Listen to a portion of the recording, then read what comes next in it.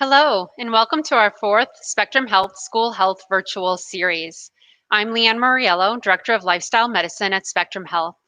In this series, we're connecting you with community experts to answer the questions that are most important to you and your family regarding COVID-19 in the back-to-school season, whether that's in person or virtual. And tonight we'll be focused on staying healthy and well this school season and how to keep your family healthy and your immune system strong during a pandemic. Throughout our dialogue, we want to hear from you, our viewers. So please feel free. We really welcome any questions or comments you might have. Just insert those into the comment section on whatever social media platform you're joining us tonight. And we will be recording this session, so it will be available to those who could not join us. Certainly now, more than ever, it's important to keep our immune system strong. COVID-19 cases continue to rise across the country and in our communities at alarming rates. And we are seeing a record number of hospitalizations due to the virus. And many school districts who did open are converting to virtual learning. So tonight, our experts are going to address how you and your family can try and stay healthy through diet, physical activity, and stress management. And to get us started this evening, I invite each of our panelists to begin by introducing themselves and maybe sharing any observations they might have so far this school year. So if we could maybe begin with Dr. Christy Arts. You wouldn't mind beginning with an introduction. Thank you. Hi, everyone. Welcome to our series. So excited to be here. I am an emergency physician and also a specialist in lifestyle medicine, which means I really focus on how we can help you stay healthy and well. I'm a mom of three children myself who are school age. So I'm thinking about all of these topics just like you are. How can I keep my family healthy? And I'm excited to talk to you tonight about different ways that food and other lifestyle habits can help us to do that. Thank you.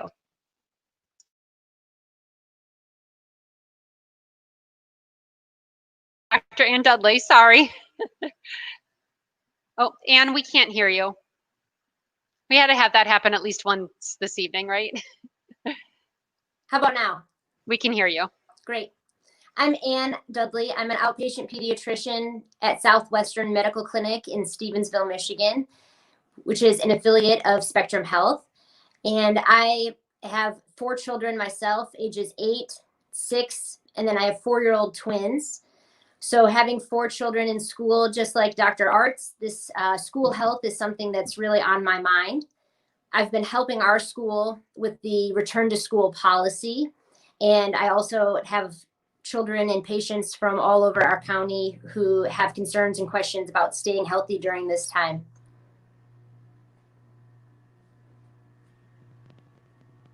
All right, can we go to Heidi Lineman next? Heidi, would you mind introducing yourself?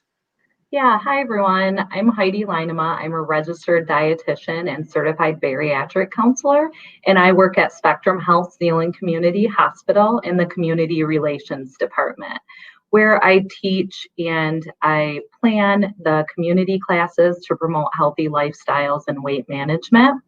One of those programs is Fit and Healthy Families, where I teach elementary age kids and their families. And that's in the summer and in the fall. And this year, due to COVID, that's looked a lot different, and we had to do a virtual edition. So a lot of our classes have been affected where we have to hold virtual editions, but I think it's so important to continue to work on our health and to take care of our bodies, especially during what's all going on right now. Great, thank you, Heidi. Next, Brooks Johnson, would you mind introducing yourself to everyone? Hi, I'm Brooks Johnson, and I am an elementary physical education teacher at Mason County Central Schools up in Mason County near Ludington.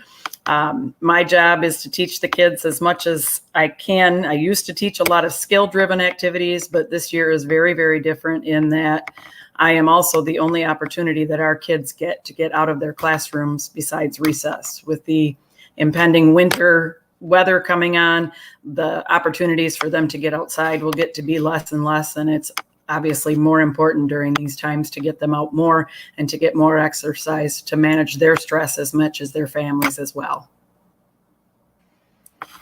Great, thank you. And last, can we hear from Dr. Rosie Alavero, please? Hi, good evening, everyone. My name is Rosie Alavero, and I'm a pediatric infectious diseases physician at Helen DeVos Children's, and I'm also a division chief here at the Children's Hospital. In my perspective about school health and COVID-19 comes from the standpoint, of course, being a physician in the field of pediatric infectious diseases, but like many of our panelists tonight, we're also expert parents, and I am a mom of 3 young children. And my children are aged 4, 6, and 8 years. And so this summer into fall, I've seen firsthand the amazing benefits of our children getting excellent education again. And for our family, that is an in-person education environment. But I have to say, I've also dealt with on a daily or multiple times a day basis the difficulty with educating our children and getting them to understand the way to go about their daily routine in a safe and healthy manner. And I can empathize a lot with parents as we're trying to navigate these uncertain times and trying to normalize our daily activities and our educational environments, but still with understanding that it's different and we need to really educate our children for how to keep themselves and others healthy. So I'm really excited to hear from our panelists tonight about the different ways to keep ourselves well, especially during the time of our really severe COVID pandemic. Thank you. And I really appreciate the panelists kind of inserting some of their own personal experience this year around school health. So I'll share that I'm also a mom of 3 boys who are virtual learning full-time at home. I also, like Dr. Dudley, have twins who are 8, and I have a 12-year-old. So certainly a lot of the topics that we'll be discussing tonight, like how to keep meals and snacks healthy while the children are learning from home and getting physical activity and managing stress and screen time, all of those things are very real in my household as well as the other panelists described. So I'm definitely excited for us to jump in and talk about some of these really important health behaviors that can have such a strong connection to our immunity. But I thought it might be appropriate and relevant if Dr. Alavero, you wouldn't mind beginning by just maybe summarizing kind of our current state here in our community around COVID-19 and kind of maybe level set there, and then we can move on to some specific questions around health behaviors. Yes, thank you so much. So if you've listened to the news at all lately, you undoubtedly know that we are indeed in the throes of a very severe COVID-19 surge in our community here in West Michigan, specifically in Kent County. There are far and away more COVID-19 cases in our community now in this moment compared to any other time in the course of the pandemic. And that might seem strange because back in March and April, we really had much more extreme stay in residence measures going on. So at that time, it might have felt like maybe there was more disease in the community. But as the pandemic has shifted out and as how some of the policies have changed in the state of Michigan, we're really in some ways doing some more normal activities, but in the midst of really very startlingly high rates of COVID-19 in our community. The rate of the rise of new cases of the novel coronavirus here in West Michigan is very, very rapid. And this concerns us that the new COVID diagnoses in our community, which could lead certain people to have to come into healthcare, could increase to the point that our local healthcare systems could become overwhelmed. So I have to say our medical community, not just at Spectrum Health, but in all of our community centers and across the state have really come very far in terms of diagnosing and treating COVID-19. And patients in general are faring much better compared to the spring of this year, meaning that fewer patients are staying in the hospital for a long time, fewer patients are getting onto the ventilator, fewer patients are dying. However, the sheer number of patients that are now infected with COVID-19 mean that we have a lot more COVID-19 patients in our local hospitals, both on the general floors and in the intensive care units. And what we, of course, worry about, we love taking care of patients and we accept all patients and we want to care for them as best as we absolutely can. But what we do fear is that if the rate of the rise of new patients gets to a critical mass, that we could get to the point of what we saw in Detroit and New York City and many other centers across the world, where the sheer number of patients that needed medical care in a hospital was greater than the capacity that was available locally. We do not want to get to that point, and we want our capacity to admit and care for patients to be really quite excellent, and we really want to provide outstanding care. So we really do not want to head to a dangerous situation like that. So I mentioned before that this might seem strange given the fact that we don't have such aggressive stay-in residence orders right now, but that's, in part because the prior emergency orders are not in place currently. So the responsibility of slowing down the spread of COVID-19 really comes to all of us in the community. It really comes to us to protect each other and keep our healthcare system fully functioning. So you may be wondering, where are all of these new cases of COVID-19 coming from? Well, the data shows us that our transmission events locally are actually from smaller gatherings, small social gatherings in restaurants or in homes. They're generally smaller groups, but in general, they're with people that are from different households who are letting down their guard and spending long periods of time indoor in close proximity without masks on.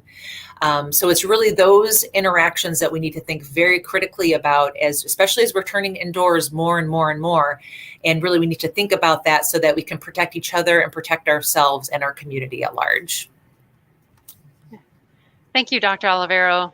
Really important information. So really appreciate that summary of current state and also the comparison to this spring or, late winter when the pandemic hit, and for sharing and reminding us of some of those really important measures we all really are encouraged to utilize and help slow the spread.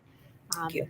And so kind of, pivoting from there, but still really being focused on what we all can do to stay as healthy and well as possible and really build strong immunity.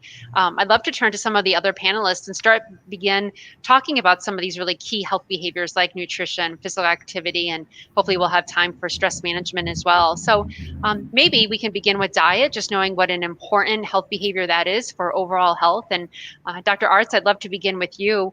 We know that eating healthy is something we all know is important. But maybe can you share a little bit and explain how our food choices actually impact our bodies and our immune system? Absolutely. And I appreciate the question. And also hearing from Dr. Alavero all of the cases of COVID-19, but what we might do in our own homes becomes critically important to keeping our immune system healthy and robust and working very well when we potentially do become exposed to COVID-19 or even seasonal flu if we start to see that in our community.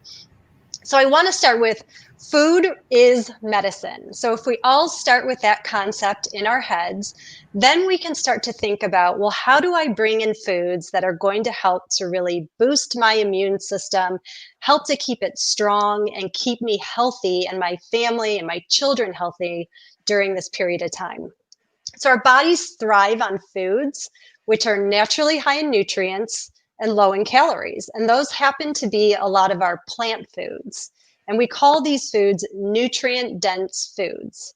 What that means is that the foods themselves provide our bodies with key vitamins, minerals, antioxidants that help to strengthen and support our immune system. For example, when we're exposed to COVID-19 or other viruses like flu viruses, these foods help to reinforce our immune system as the first line of defense. They're like a little army in our body protecting us. They also help us to recover more quickly when we do happen to become ill. So eating foods like berries and green leafy vegetables, whole grains, beans, legumes, nuts, seeds, herbs, and spices are great choices to strengthen and reinforce your immune system. Lots of ways that you can do that at home, adding some berries on your cereal, maybe your oatmeal in the morning, maybe making a delicious vegetable soup that you can enjoy for dinner or for meals throughout the week. These are all critically important, and they're going to help to strengthen our immune system to keep us healthy and well throughout the season. Great, thank you, Dr. Arts. Heidi, maybe we can turn to you and stay on the topic of nutrition and diet a little bit. From your introduction, learning that you do a lot of work with the community and with families, I'm sure you must hear during normal times that eating a balanced diet is challenging. And I'm imagining that you must be experiencing and hearing that families are finding it even more difficult during a pandemic to really eat a health forward diet. So anything that you can maybe share around some of those unique challenges that folks are facing during the pandemic and maybe how they can overcome those? Yeah, so there's been so many changes and so many unknowns in all of our families, and we may feel a sense of lack of control. Well, one thing we can control is what foods we bring into our houses and what foods we choose to eat. So it's important during this time to start teaching your kids what foods are important because we may be spending more time at home. So start getting your kids part of getting that food to the table, part of food preparation. Maybe you can play restaurant with them, or if you have older kids, you can start to say, hey, this day of the week, you're in charge of planning the meals. And you can teach them the importance of having all different food groups in their meals. So we've all seen this plate, my plate, where half of our plate needs to be filled with fruits and vegetables. The reason for that is there's phytonutrients. So there's antioxidants, there's a lot of vitamins and nutrients with plants and vegetables, and they help ward off those bacterias and diseases and help with our memory too when it comes to school. A quarter of our plate needs to be filled with protein. So repair our muscles, we can build muscles along with dairy so that we also can keep strong bones and strong teeth. And then we have those grains, preferably whole grains, to give us energy so we can stay awake and learn well during this time. Now, along with teaching our kids, we also want to have that food readily available at our house. So remember to plan ahead to have all those foods on your grocery list and then to fill your pantry and cupboard and refrigerator with those healthy foods in all of the food groups. And then I like to just leave you and maybe your kids, if they're watching, with an analogy that's kind of fun for kids to kind of understand how important it is. So think of our bodies like a car or any engine that requires fuel. If we put the wrong kind of fuel in our cars or we water down that fuel, our car does not run efficiently. And if we do not get regular checks or oil changes or take care of our cars, then oftentimes the check engine light's going to go on, or it's going to lead to further more expensive problems in the long run. Well, same goes with our body. If we do not nourish our body with the right food, if we're eating a lot of Halloween candy and we're not eating those whole foods from all those food groups, then we're not going to feel as good. We're not going to have that good energy to concentrate in school. And our check engine light may go on, and we may be more susceptible to developing different diseases or different bacterias or flus that are going around right now. So make sure you fill your body and fill your house with those healthy foods and teach your kids the importance of them as well. Heidi, thank you for that great information and the tips and the wonderful analogy. I'd like to just take a moment to thank all the viewers that are joining us live on a variety of social media platforms and just remind you that we welcome any of your questions. So please feel free to use the chat and enter some questions that we can pose to our panelists. Maybe we'll just stay on nutrition for one last question. And Dr. Ann Dudley, if you wouldn't mind, chiming in with your background as a pediatrician, and maybe we can just talk a little bit more about why good food is good medicine, and really specifically about a little bit about the different nutritional needs for children compared to adults, since that's a population you spend a lot of your time working with. Yes, that's a great question, and I love and I echo all of the things that the other panelists have said so far. They had so many good things to say. There are a lot of parents who ask me this question, and so I'm glad that it came up. What is the difference between what I eat and what my kids eat? And I think the thing that I want to make sure our viewers are aware of is that although in pediatrics we tend to say children are not small adults, meaning we can't treat them the same way with the same medicines or in the same philosophy for many things, in regards to food, we should feed our children what we want to eat, the healthy foods that we want to eat. I think sometimes we fall into the habit as parents of, if our kid says no to a certain meal or a certain food, that we think, well, then they must need kid food, foods that I know kids want to eat. So things like mac and cheese, hot dogs, hamburgers, pizza. And then it sort of becomes this cycle. So the thing about food as medicine, if it's good for us, we know that it is good for our children, with few exceptions. Children do need less calories when they're very small. For example, preschool age and under, they may need less calories, but that is a time that they also need higher fat. So although they may be eating less, we need to make sure that at every meal they have a healthy source of fat. So something like nuts, nut butters, olives, avocado, those are all great choices for healthy fat, especially for a young person whose brain is still growing and really needs that fat to help insulate their brain cells. Another thing that's different is that as we get older, so even young elementary school, they may be eating a little bit less than us, but something that I see is that parents think the 4-year-old will eat less than the 5-year-old, the 6-year-old, the 7-year-old. Really young childhood, a lot of times the meal sizes, the portion sizes are not that different. When we get to adolescence, that's the time that we need the most calories in our life, especially if we're very active. So that's a time that children will likely be eating more than the adults. And I think a lot of parents of teenagers can feel familiar with that, when it feels like your teenager is eating you out of house and home. So as our previous panelists have said, let's make sure that the foods that we have to offer are healthy foods that we know we should all be eating, and not necessarily kid food. Thank you, Dr. Dudley. Great information, and certainly messages that resonate with me and even our household of young boys and nearing adolescence. We actually have a question from the chat, actually for you, Dr. Dudley, with asking if you have any specific recommendations that families should consider with the upcoming holiday season. I'm assuming that's around food choices and menus and some of those go-to recipes maybe that aren't as health forward. Right. Yes, I have a lot of recipes because I work with Dr. Arts in the culinary medicine program, and I actually teach some of the residents at Helen DeVos Children's Hospital. I teach the pediatric residents culinary medicine. So we have a lot of recipes that we have developed, that Christy and her team has developed, and those are available right on the Spectrum Health website.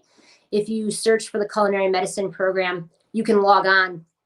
They have a course coming up next week, and I'll actually be joining myself just to observe and to learn some of the new recipes that are on there. But there are many holiday specific recipes that are available. My family and my 4 children and my husband, we're all plant-based. So when we have holidays, we still like to have some of the same flavors that we were accustomed to and that we know and love as family favorites. But I think the thing to consider is that during the holidays, it sometimes feels like the whole month is a celebration.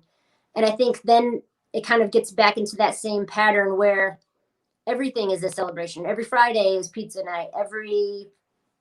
Any kind of day is a day that we could celebrate. And there's food that goes along with that.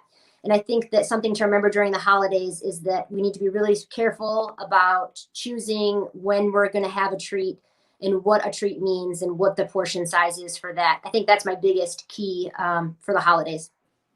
Great, thank you. And we definitely will, before the end tonight, include in the chat the links so that folks can navigate to our website if they're interested in recipes or classes. And I just have to share, since you kind of provided a prompt, that I am joining tonight from our teaching kitchen. And I had the pleasure when I arrived just a little bit ago that the team was trying out the holiday culinary medicine desserts. So I got to taste actually one of the new cookies on that menu for that class coming up. And it was certainly delicious and really hard to differentiate, but knowing that the ingredients were really health forward. So thank you That's for those great. tips. Yeah. So I know lots of discussion on diet and nutrition. It really is a critical health behavior, but we certainly can't ignore others, particularly physical activity and exercise, and knowing how important that is for everyone, but particularly children. So maybe Brooks, we can turn to you and your background as a physical education teacher, and maybe you can share with us, we certainly know that COVID-19 has impacted all of our routines, and for many of us, our exercise, and particularly we probably see that impact on our children as well. So what advice do you have for families on how they and their children can stay active, even despite we're going into into winter with a pandemic on our hands? Yeah, and going into winter in this side of the state is sometimes hard. I know being over by the lake, we get a lot of lake effect clouds, and we don't get a lot of sunshine in the winter at this time of year. But it's still vitally important that you get outside. You get away from any screens, get away from the TV, get away from the computers, the phones, the whole works. Exercising as a family is even more important. If you can get out and get the whole family to come outside with you, it would be awesome. Going out for a walk, doing a scavenger hunt when the snow comes, building snowmen, building snow forts, even having snowball fights are great sources of exercise. We live in Michigan. Why not take advantage of the great outdoors that we do have, the parks that are around? Playing with your kids is super important in their developmental process as well. Playing catch with a kid can help them with their reading, with their writing, with their math. There are many things that go along with physical activity.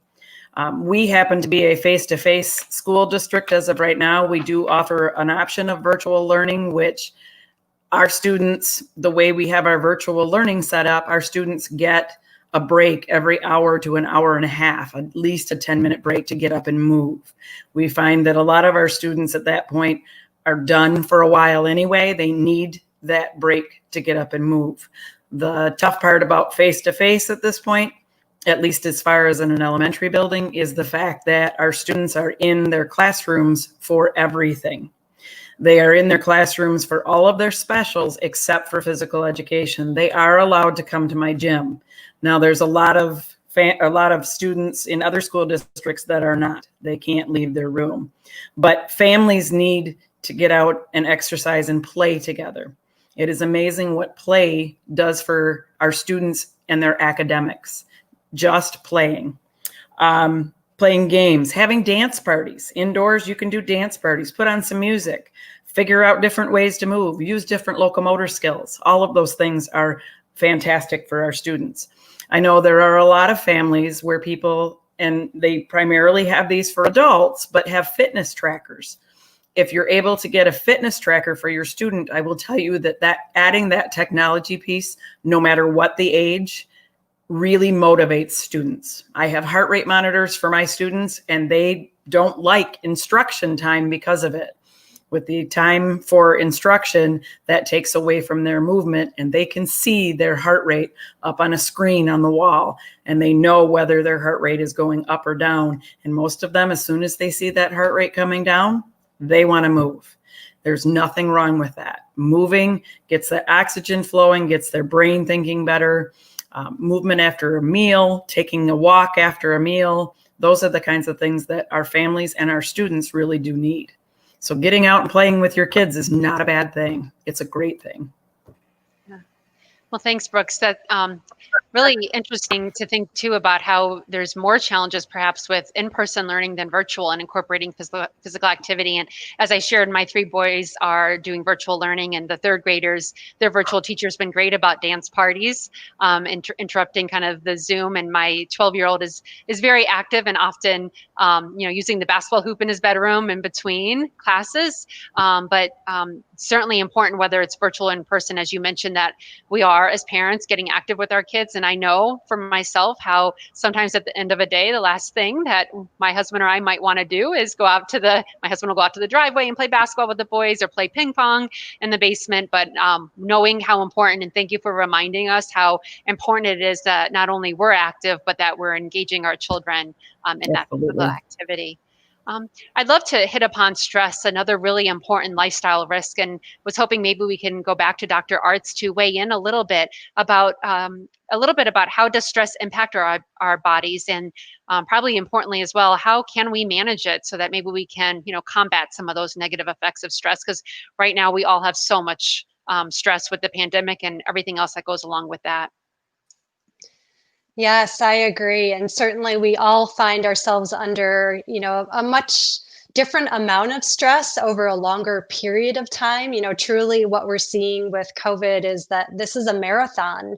It's not a sprint, to use our exercise analogies. And so we may find that we're under amounts of stress that we typically wouldn't have had in the past, and finding ways to better manage that is certainly going to be critically important. Stress can cause our immune system to not work as well, and therefore it can put us at increased risk of becoming sick from viral illnesses like seasonal flu or COVID, for example. Over time, stress can also cause inflammation throughout our body and raise our blood pressure. So in that scenario, over time, this can have damaging effects on our blood vessels throughout our body. It can even put us at risk for heart attacks or strokes as we age. Now, certainly we're not seeing those conditions in children at a young age typically, but stress over a long period of time can certainly put us at risk for developing those problems as we enter into adulthood.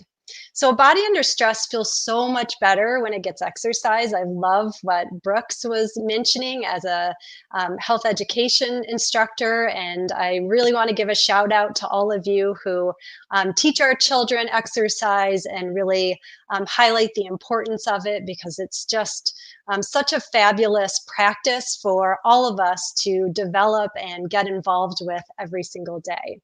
So when we're under stress, moving is one of the best things that we can do. Our bodies are truly made to move. So the act of moving the body can reduce stress and inflammation. It can even help lower our blood pressure. So next time you feel stressed or overwhelmed, try taking a 10-minute walk. Maybe I happen to have a dog in my house, and dogs are always great for a walk. They're always ready to get on the leash and go for a walk. And so that's another great way I encourage my daughters to get outside and get more physical activity. We've been lucky that they're involved in some activities that have continued, with swim, for example, and dance instruction. But I see that they're re-energized. They're better able to focus on their studies after they've had an opportunity to move their bodies and get their heart rate up, because this really is, again, just like food is medicine, exercise is medicine. So I challenge you, next time you feel stressed, get out there. Get out in nature if you can, go for that walk, maybe even just do some jumping jacks or a gentle stretch, and then see how you feel afterwards. And I imagine you'll feel more prepared to face the challenges that we all have ahead of us. Well, thank you, Dr. Arts.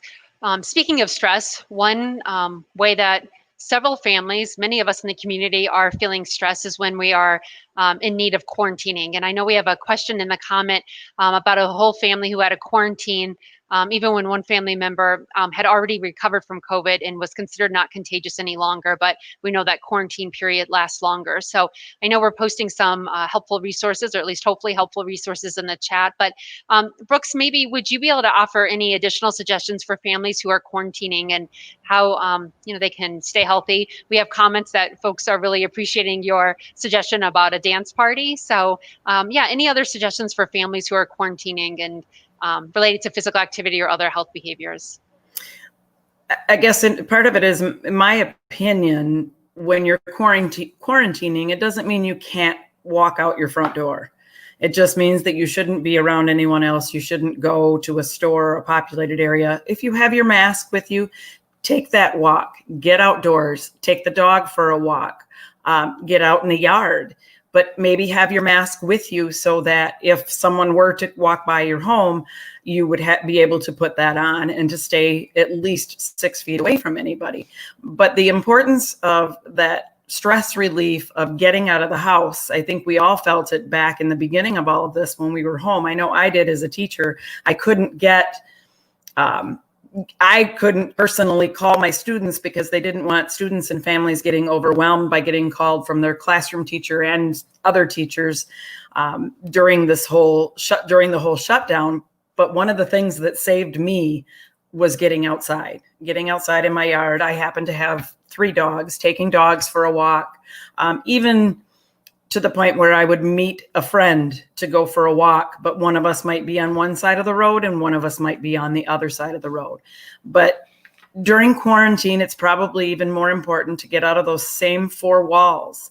Staying in that one spot continuously can be very depressing, and getting outside and getting some sunshine and some exercise would be a really good thing. There's also plenty of material on YouTube with meditation, yoga. There's lots of opportunity there to find workouts that you can do that are free from your home and you can do as a family. Yes, thank you, Brooks. Another kind of fun solution too for managing stress that my boys and family appreciate is Headspace, an app that you can download and as a means to incorporate some stress management, mindfulness, and meditation, and really small tidbits that are also, they have a lot of modules tailored to children. It might be something fun to try as well, and trying to reduce overall stress and anxiety in the household. I was hoping maybe we can go back to Dr. Dudley for a minute and reflecting on your work as a pediatrician and your work with families. What is, as you're seeing families, what is that one healthy habit that you really tell parents is essential during this pandemic? We know there are so many, we're hitting upon only some of them, but right, sleep, water consumption, there's so many things we need to do to keep ourselves healthy and well, and as strong of an immune system as possible. So yeah, how do you kind of help parents prioritize what's that one really key healthy habit they should be concentrating on? That's a great question, because we all know that this is really hard. And as Dr. Arts said, it's lasting a long time. And as Dr. Alavero said, it's really bad. And so this can feel like a lot. And I feel that way myself as a mom and as a parent, as well. So I think that the thing that I really want to remind everyone, and what I try to tell my parents of children's in my practice, is that we need to be consistent, but with grace.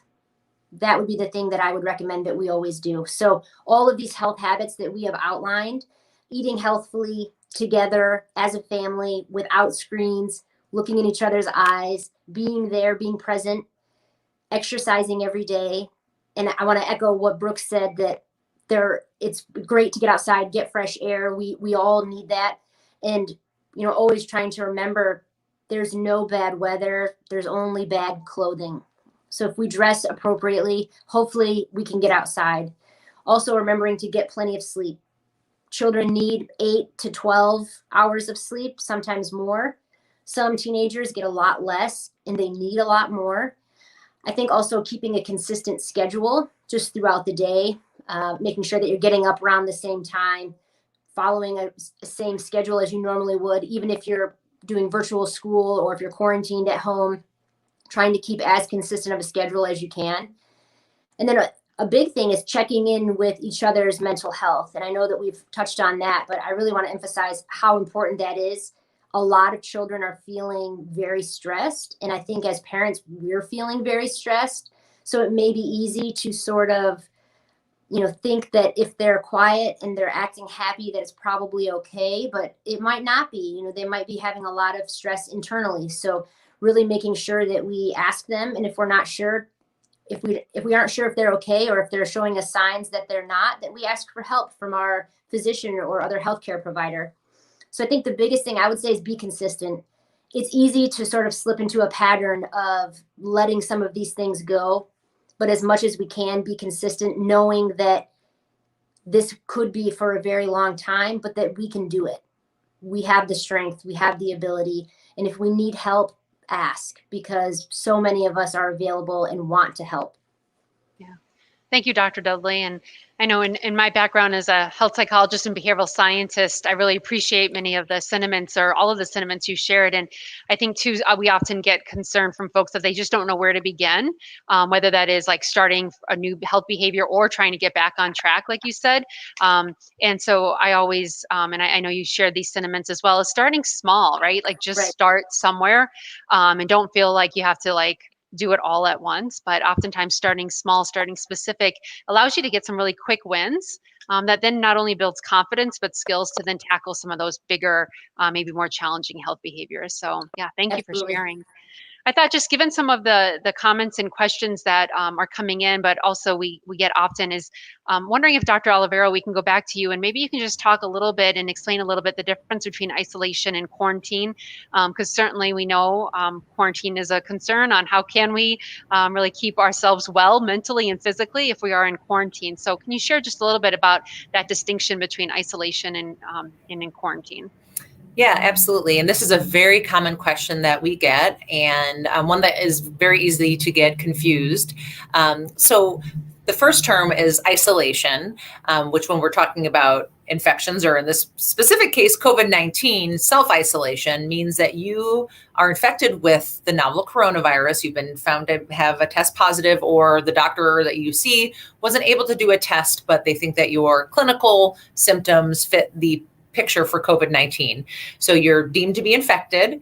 And during that period in time, you really want to minimize or prevent completely the spread of the virus to anybody else within your household and within the community. So what you have is a period of self-isolation where you take yourself out of the community, you isolate yourself because you are positive with the virus. There's a risk that you will spread it to other people. And so you stay in your home. You don't use any other shared objects with other people. You avoid kissing, hugging, using the cups and utensils, and wearing a mask at all time, especially if you're around other people. So that is actually different than quarantine, which means that you have been a close contact of somebody who was found to have COVID-19, and you now are then taking yourself out of society and quarantining yourself for a period of 14 days and monitoring for signs and symptoms of COVID-19.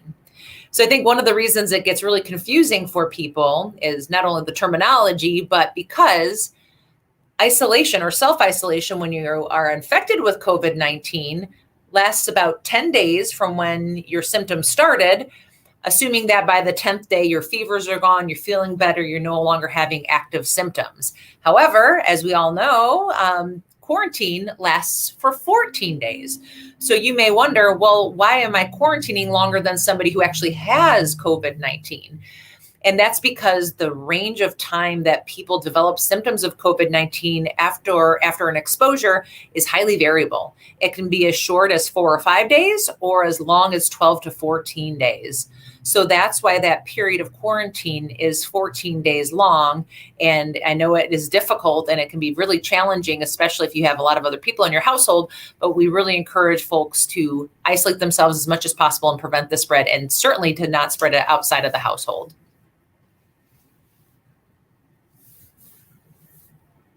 Great. Thank you, Dr. Alavero. I know we have just a few moments remaining.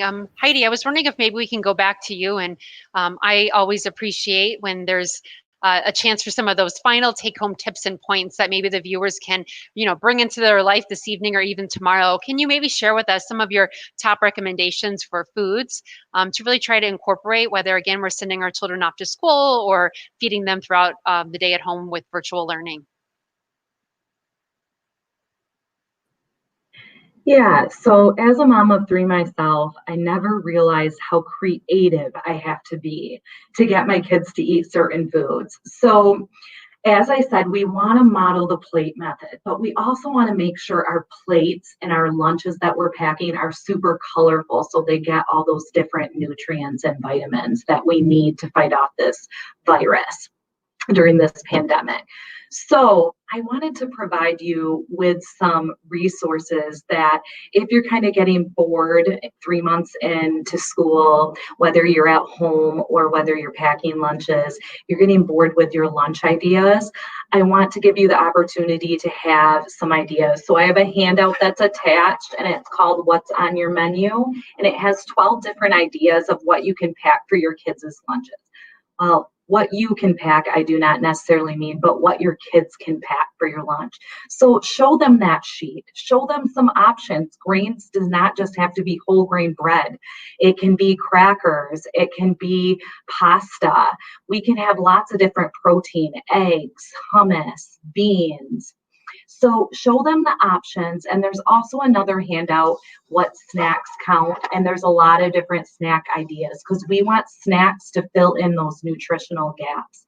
And do not forget to pack that water bottle or have that water available at home, because water can help flush out your system and detoxify and decrease that inflammation. So get your kids involved and utilize those handouts for extra tips. Great. Thank you, Heidi. Well, I'd like to now take the opportunity to thank all of our panelists for all of the tremendous information and time they were willing to dedicate to share with us this evening. And to thank you all from at home for joining tonight and viewing and sharing in this fourth Spectrum Health School Health virtual series. We have recorded the session, so it will be available for folks to watch after this evening. And just want to thank everyone and say good night.